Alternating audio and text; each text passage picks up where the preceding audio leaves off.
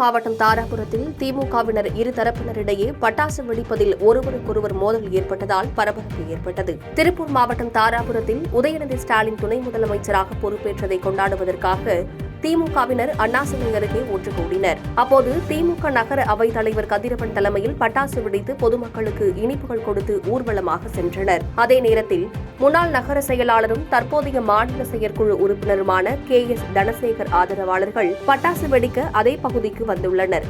அப்போது அவைத் தலைவர் கதிரவன், நீங்கள் இங்கு பட்டாசு வெடிக்கக்கூடாது என நகர துணை செயலாளர் கமலக்கண்ணனிடம் வாக்குவாதத்தில் ஈடுபட்டுள்ளார். அதனால் ஆத்திரமடைந்த நகர துணை செயலாளர் கமலக்கண்ணன் மற்றும் நகர அவைத் தலைவர் கதிரவன் இருவருக்கும் இடையே ஒருவருக்கொருவர் சண்டையிட்டு வாக்குவாதத்தில் ஈடுபட்டனர்.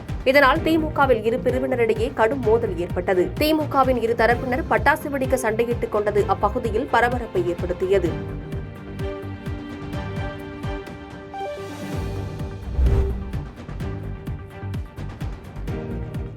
தாராபுரம் ஊராட்சி ஒன்றியம் கவுண்டச்சிப்புதூர் ஊராட்சியில் புதிய குடிநீர் இணைப்பு மற்றும் சிமெண்ட் சாலை அமைக்கும் பணிகளை ஊராட்சி மன்ற தலைவர் செல்வி ரமேஷ் தொடங்கி வைத்தார். திருப்பூர் மாவட்டம் தாராபுரம் ஊராட்சி ஒன்றியம் கவுண்டச்சிப்புதூர் ஊராட்சியில் ஊரக வளர்ச்சி மற்றும் ஊராட்சித்துறை அடிப்படை நிபந்தனைகளின் பேரில் புதிய திட்டப்பணிகளில் துவக்கம் மற்றும் பூமி பூஜை செய்யும் நிகழ்ச்சி கவுண்டச்சிப்புதூர் ஊராட்சித் தலைவர் செல்வி ரமேஷ் தலைமையில் நடைபெற்றது. நிகழ்ச்சியின் சிறப்பு அழைப்பாளராக கலந்து கொண்ட முன்னாள் காங்கேயம் சட்டமன்ற தொகுதி உறுப்பினர் பொதுமக்களுக்கு இனிப்புகளை வழங்கினார். இந்த திட்டத்தின்படி கவுண்டச்சிப்புதூர் ஊராட்சிக்குட்பட்ட ராம்நகர் மற்றும் NRS பகுதியில் ரூபாய் 8,46,741 ரூபாய் மதிப்பீட்டில் தனிநபர் வீடுகளுக்கான புதிய குடிநீர் இணைப்பு மற்றும் புதிய சிமெண்ட் சாலைகள் அமைப்பது உள்ளிட்ட திட்டப்பணிகளுக்காக கவுண்டச்சிப்புதூர் ஊராட்சி மன்ற தலைவர் செல்வி ரமேஷ் பூமி பூஜை செய்து தொடங்கி வைத்தார்.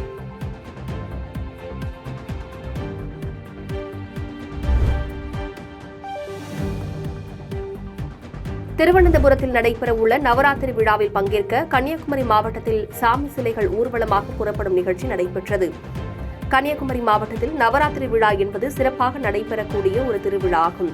இந்த திருவிழாவிற்காக குமரி மாவட்டம் சுசீந்திரத்தில் இருந்து முன்னுதித்த நங்கை அம்மனும் வேலிமலை முருகனும் கம்பரால் வழங்கப்பட்ட பத்மநாபபுரம் அரண்மனையிலிருந்து சரஸ்வதி அம்மன் ஆகிய 3 சாமி சிலைகள் பிரம்மாண்டமான ஊர்வலமாக திருவனந்தபுரத்திற்கு கொண்டு செல்லப்படும். 10 நாட்கள் நவராத்திரி விழா முடிவடைந்த பின் மீண்டும் ஊர்வலமாக குமரி மாவட்டத்திற்கு கொண்டு வரப்படுவதும் வழக்கம்.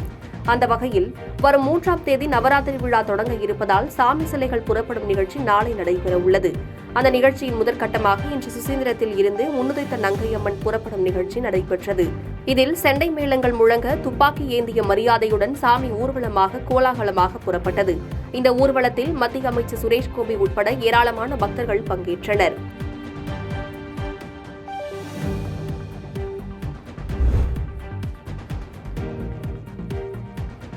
காரைக்குடியிலிருந்து சென்னை புறப்பட்ட பல்லவன் விரைவு ரயில் பிரேக் பழுதால் பாதி வழியிலேயே நிறுத்தப்பட்டது. சிவகங்கை மாவட்டம் காரைக்குடியிலிருந்து சென்னைக்கு பல்லவன் விரைவு ரயில் காலை 5:45 மணிக்கு தினசரி இயக்கப்பட்டு வருகிறது. இந்நிலையில் வழக்கம் போல் இன்று 18 பெட்டிகளுடன் புறப்பட்டு சென்ற பல்லவன் விரைவு ரயில் பிரேக் பழுதால் கோட்டையூர் செட்டிநாடு ரயில் நிலையங்களுக்கிடையே நிறுத்தப்பட்டது. பின்னர் உடனடியாக பழுது சரி செய்யப்பட்டு 25 நிமிடங்கள் தாமதத்திற்கு பிறகு ரயில் புறப்பட்டு சென்றது.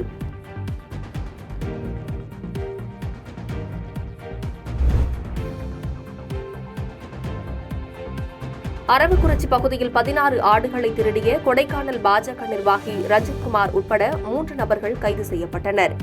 கரூர் மாவட்டம் அரவக்குறிச்சி அருகே கடந்த 27ஆம் தேதி அதிகாலை காரில் வந்த 5 நபர்கள் 16 ஆடுகளை திருடி சென்றதாக கூறப்படுகிறது.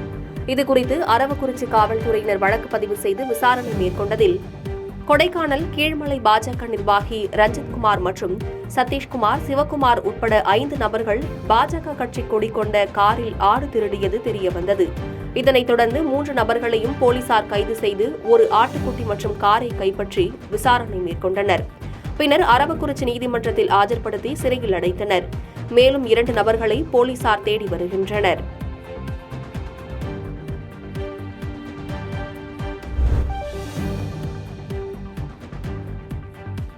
பழனியில் புனித மிக்கேல் அதிதூதர் ஆலயத்தின் 92ஆம் ஆண்டு பங்கு பெருவிழா வெகு சிறப்பாக நடைபெற்றது. திண்டுக்கல் மாவட்டம் பழனி தாராபுரம் சாலையில் அமைந்துள்ள புனித மிக்கேல் அதிதூதர் ஆலயத்தின் 92ஆம் ஆண்டு பங்கு பெருவிழா நிகழ்ச்சி சிறப்பாக நடைபெற்றது.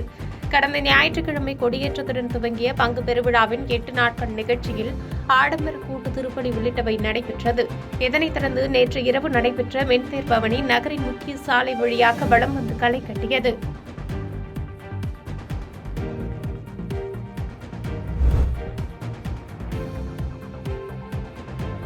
சத்தியமங்கலம் அருகே கெஜலட்டி தர்காவில் சந்தனக்கூடு உருஸ் 3 நாள் திருவிழா விமர்சையாக நடைபெற்றது. ஈரோடு மாவட்டம் சத்தியமங்கலத்தை அடுத்துள்ள கெஜலட்டி பகுதியில் உள்ள 200 ஆண்டுகள் பழமையான தர்காவில் சந்தனக்கூடு உருஸ் திருவிழா கடந்த 2 வருடங்களுக்கு பிறகு நடைபெற்றது. வனப்பகுதியையொட்டி நடைபெற்றதால் வனத்துறையினர் மற்றும் போலீசார் பாதுகாப்பு பணியில் ஈடுபட்டனர். மேலும் விழாவில் கலந்து கொண்ட அனைவருக்கும் விருந்து அளிக்கப்பட்டது.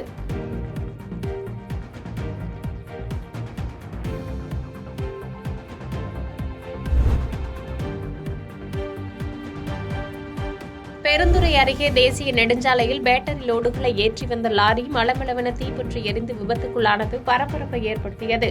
புனேவிலிருந்து பேட்டரி வாரம் ஏற்றிக்கொண்டு கோவையில் உள்ள தனியார் நிறுவனத்திற்கு கொண்டு செல்வதற்காக லாரி ஒன்று வந்துள்ளது. தருமபுரி மாவட்டத்தை சேர்ந்த ஏழுமலை என்பவர் லாரியை ஓட்டி வந்த நிலையில் லாரியானது ஈரோடு மாவட்டம் பெருந்துறை அருகே வந்தபோது லாரியிலிருந்து டீசல் டேங்க் வெடித்து தீப்பற்றி எரிய தொடங்கியது. தீ விபத்து குறித்து தகவல் அறிந்து அங்கு சென்ற தீயணைப்புத் துறையினர் தீயை அணைக்கும் பணியில் ஈடுபட்டனர். மேலும் சாலையில் ஊற்றிய டீசலை தீயணைப்புத் துறையினர் சுத்தம் செய்தனர். இச்சம்பவம் குறித்து பெருந்துறை காவல்துறையினர் விசாரணை மேற்கொண்டு வருகின்றனர்.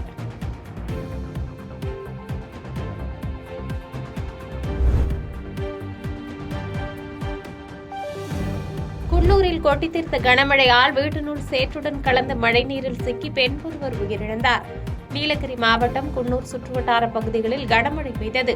இந்த நிலையில் அலாய் சேட் காம்பவுண்ட் பகுதியில் ரவீந்திரநாத் தனது மனைவியுடன் வசித்து வந்த நிலையில் அவரது வீட்டில் அதிகமாக மழைநீர் புகுந்தது. இந்த நிலையில் வீட்டின் பின்புறம் சேற்றுடன் மழைநீர் கலந்து தேங்கிய நிலையில் இதை அறியாத ரவீந்திரநாத் மற்றும் அவர் மனைவி பின்கதவை திறந்தபோது பள்ளத்தில் அமைக்கப்பட்ட வீட்டில் புகுந்த மழைநீர் கலந்த மண் ஜெயலட்சுமியை சூழ்ந்து கொண்டதில் அவர் சம்பவ இடத்திலேயே பரிதாபமாக உயிரிழந்தார். மண்ணில் புதைந்த ஜெயலட்சுமி உடலை மீட்டு பிரேத பரிசோதனைக்காக குன்னூர் அரசு மருத்துவமனைக்கு அனுப்பி வைத்தனர். மேலும் வீட்டில் இருந்த மற்றவர்கள் மீட்கப்பட்டு சிகிச்சைக்காக அரசு மருத்துவமனைக்கு அனுப்பி வைக்கப்பட்டனர்.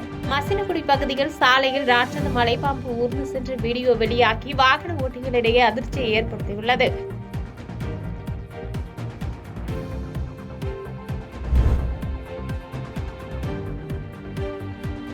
நீலகிரி மாவட்டம் முதுமலை புலிகள் காப்பகத்திற்குட்பட்ட வெளிமண்டல வனப்பகுதியில் அமைந்துள்ள சாலையில் 12 அடி நீளம் கொண்ட ராட்சத மலைப்பாம்பு ஒன்று சாலையின் குறுக்கே மெதுவாக ஊர்ந்து சென்றது. அப்போது அவ்வழியாக சென்ற வாகன ஓட்டிகள் திகைத்து நின்றனர். சாலையில் ஊர்ந்து செல்லும் பாம்பு வீடியோ இணையத்தில் பரவி வருகிறது. இதனிடையே முதுமலை பகுதியில் இரவு நேரங்களில் வாகனங்களில் செல்லும் நபர்கள் கவனமுடன் வாகனங்களை இயக்கி செல்ல வேண்டும் என வனத்துறை சார்பில் அறிவுறுத்தப்பட்டுள்ளது.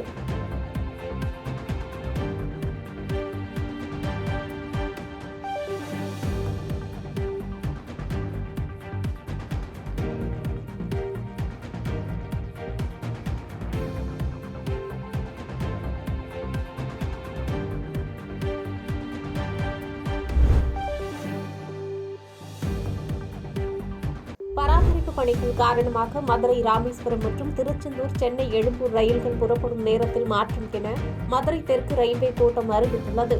அதன்படி மதுரையிலிருந்து தினமும் காலை 6:50 மணிக்கு புறப்பட வேண்டிய மதுரை ராமேஸ்வரம் ரயில் வருகின்ற 3ஆம் தேதி காலை 8:05 மணிக்கு 75 நிமிடங்கள் கால தாமதமாகவும், அதேபோன்று வருகின்ற 4ஆம் தேதியன்று காலை 8:10 மணிக்கு 80 நிமிடங்கள் கால தாமதமாக புறப்படும் என தெரிவிக்கப்பட்டுள்ளது. மற்றொரு மார்க்கத்தில் திருச்சி ரயில்வே கோட்டத்தில் ரயில் பாதை பராமரிப்பு பணிகள் நடைபெற்று வருவதன் காரணமாக வருகின்ற அக்டோபர் 1ஆம் தேதியன்று திருச்செந்தூர் சென்னை எழும்பூர் செந்தூர் எக்ஸ்பிரஸ் ரயில் திருச்செந்தூரிலிருந்து இரவு 8:25 மணிக்கு புறப்படுவதற்கு பதிலாக இரவு 10:35 மணிக்கு சுமார் 2 மணி நேரம் 10 நிமிடம் தாமதமாக புறப்படும் என மதுரை தெற்கு ரயில்வே கோட்டம் சார்பில் அறிவிப்பு வெளியாகியுள்ளது.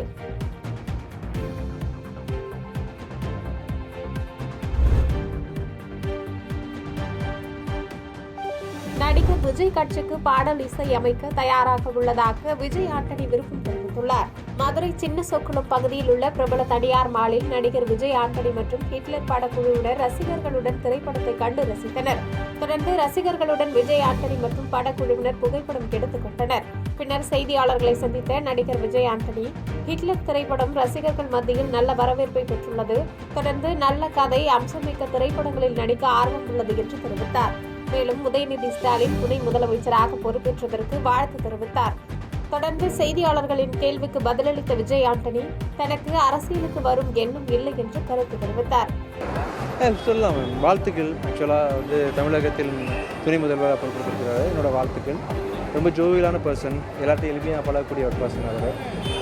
கண்டிப்பாக மக்களாக நின்று ரொம்ப இயல்பாக பழகி அவருக்கு பாரம்பரியமும் இருக்கு இல்லையா, அவருக்கு தெரியும் என்னென்ன விஷயங்கள் சின்ன வயசுலேருந்தே அவரோட நிறைய அனுபவம் பார்த்துருப்பார். தாத்தாலேருந்து அப்பாலேருந்து என்ன பண்ணணும் என்ன பண்ணக்கூடாதுன்னு அவருக்கு தெரியும். கண்டிப்பாக ஒரு திறம்பட ஆழ்வார்னு நினைக்கிறேன். I wish you all the best.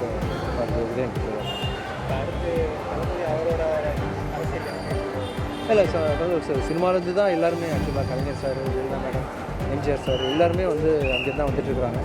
So இதில் வந்து அடுத்ததாக இவரும் வந்து ஒரு முயற்சியை மேற்கொள்கிறாரு. வாழ்த்துக்கள்.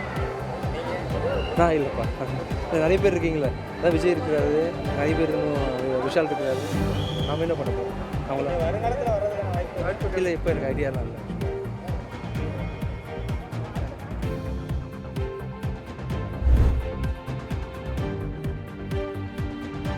மழலையர் பள்ளிகளை சமூக நலத்துறை கீழ் கொண்டு வர வேண்டும் என்று மதுரையில் பள்ளிகள் சங்க ஆலோசனைக் கூட்டத்தில் தீர்மானம் நிறைவேற்றப்பட்டது.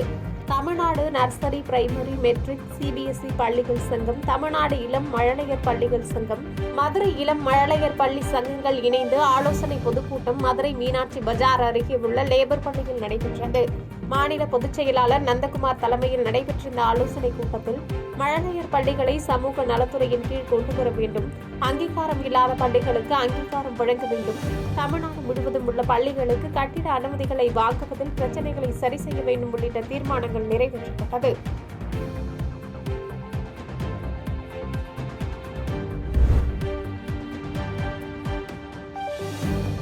துணை மருத்துவ வொகேஷனல் படிப்புகளை படிக்கும் மாணவர்களை இழிவுபடுத்தி பேசிய தமிழ்நாடு நர்சிங் கவுன்சில் பதிவாளர் மீது நடவடிக்கை எடுக்க முதலமைச்சருக்கு ஸ்கில் இந்தியன் சங்கம் கோரிக்கை வைத்துள்ளனர். இது தொடர்பாக தனியார் திறன் மேம்பாட்டு பயிற்சி மையங்களின் கூட்டமைப்பான ஸ்கில் இந்தியன் மாநில ஒருங்கிணைப்பாளர் ஈஸ்வரன் திருச்சியில் செய்தியாளர்களுக்கு பேட்டியளித்தார். அப்போது கடந்த செப்டம்பர் 23ஆம் தேதி தமிழ்நாடு நர்சிங் கவுன்சில் பதிவாளர் காருக்குள் உட்கார்ந்து கொண்டு சமூக வலைதளத்தில் வீடியோ ஒன்றை வெளியிட்டார். அதில் 3 வகையான படிப்புகளை கூறி அது மட்டும் செல்லும், மற்றவை அனைத்தும் தகுதி இல்லாதது போலவும் 1 வருட 2 வருட துணை மருத்துவ வொகேஷனல் படிப்புகளை படிக்கும் மாணவர்களை இழிவுபடுத்தியும் பேசியுள்ளார். இதனால் தமிழ்நாட்டில் 1 வருட 2 வருட துணை மருத்துவ பயிற்சிகளை நடத்தி வரும் 500க்கும் மேற்பட்ட வொகேஷனல் கல்வி மையங்களின் எதிர்காலம் கேள்விக்குறியாகியுள்ளது. எனவே இந்த விவகாரத்தில் தமிழக முதலமைச்சர் மு க ஸ்டாலின் பதிவாளர் வெளியிட்ட வீடியோவை விசாரித்து அவர் மீது நடவடிக்கை எடுக்க வேண்டும் என வலியுறுத்தி விரைவில் முதலமைச்சரை சந்திக்க உள்ளதாக தெரிவித்தார்.